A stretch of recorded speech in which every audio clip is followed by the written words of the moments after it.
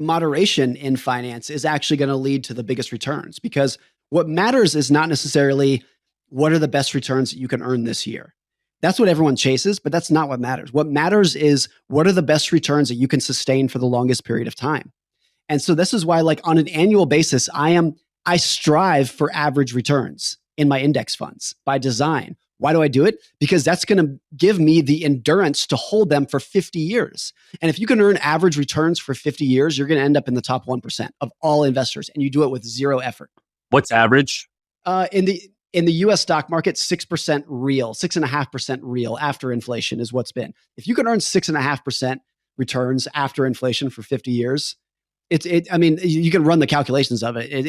It's going to achieve it's dynastic wealth. It'll make your great grandchildren wealthy.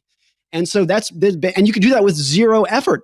Now, look, past performance, not indicative. There's a nuclear war, etc. You can come up with all these scenarios in which it's not going to work out. You can come up with scenarios in which the economic conditions of the last 100 years are not going to replicate for the next 100 years. Okay, all those aside, earning average returns for an above average period of time is way more lucrative than trying to earn superior returns for a shorter period of time. Like, as always, and I think it's so counterintuitive. The intuition for everyone, including educated professional investors, is how do I earn the highest returns this year? And like, it's like, of course, it's like, how could that be wrong?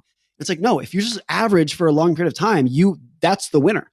PIMCO, the big bond fund, they had this phrase that I love. They called it strategic mediocrity, where in any given year, they were never going to be in the top half against their peers.